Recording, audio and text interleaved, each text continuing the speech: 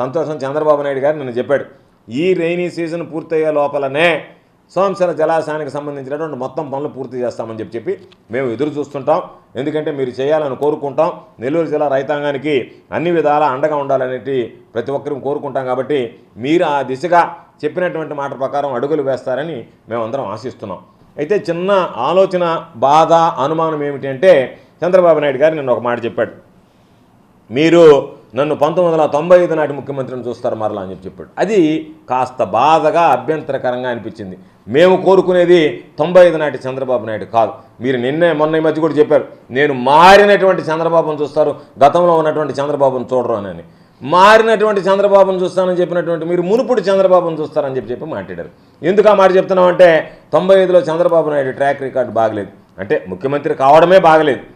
దానితో పాటు ఆ రోజు పాపం తమరు ఆర్థిక శాఖ మంత్రిగా, రెవెన్యూ శాఖ మంత్రిగా 2 ప్రధానమైనటువంటి బాధ్యతలు నిర్వహిస్తూ ఆ ఎన్నికల్లో పోటీ చేసి గెలిచి రామారావు గారు ఇచ్చినటువంటి 2 ప్రధానమైనటువంటి హామీలు గుర్తుంటాయి. ₹2 కిలో బియ్యం ఒకటి, సంపూర్ణ మద్యపాన నిషేధం ఒకటి.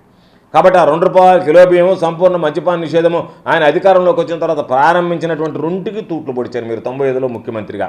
కాబట్టి విలువలు, విశ్వసనీయతలకు మీరు దూరం అయ్యారు. కాబట్టి ఉచిత విద్యుత్ ఇవ్వలేమన్నారు. కాబట్టి అనేక రకాలైనటువంటి సంఘటనలు జరిగాయి. కాబట్టి వ్యవసాయం దండగా అని చెప్పి మీరు మనసులో మాట పుస్తకంలో రాసుకున్నారు. కాబట్టి 95లో ముఖ్యమంత్రిగా మరలా 95 లాంటి చంద్రబాబు నాయుడు లాంటి ముఖ్యమంత్రిని రైతులు కానీ ప్రజలు కానీ చూడడానికి ఇష్టపడనటువంటి విషయాన్ని మీరు గుర్తుంచుకుంటే మంచిది.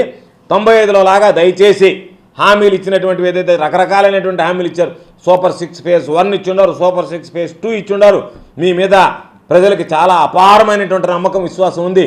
కాబట్టి దయచేసి మీరు మరలా మునుపటి చంద్రబాబు నాయుడు లాగా 95 చంద్రబాబు నాయుడు గారి లాగా మారి ప్రజలకు ఇచ్చినటువంటి హామీలను నెరవేర్చకుండా వాటిని ఎగ్గొట్టేటువంటి పనులు మాత్రం దయచేసి చేయకండి అని చెప్పి కోరుకుంటూ, ఏది ఏమైనా ఈరోజు మీరు పనులు చేస్తే మంచిదే, సంతోషమే.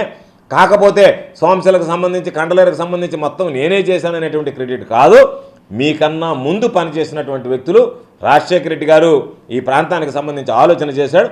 రాష్ట్ర వ్యాప్తంగా జలవనరులకు సంబంధించి రైతుల గురించి ఆలోచన చేశాడు. అందులో భాగంగా నెల్లూరు జిల్లాకి దాదాపుగా ఎప్పుడో సర్ ఆర్థర్ కాటన్ మహాశయుడు ఆయన హయాంలో జరిగినటువంటి వాటిని పునర్నిర్మాణం చేయడానికి పూనుకున్నాడు. దాని ఫలితంగా మీరు 14 సంవత్సరాలు ఉన్నా, ఆ తర్వాత ఆయన ప్రారంభించిన తర్వాత 5 సంవత్సరాలు మరలా మీకు అవకాశం వచ్చినా 5 సంవత్సరాలు కూడా కనీసం సంఘం నెల్లూరు బ్యారేజీలు పూర్తి చేయకుండా వెళ్ళిపోయారు.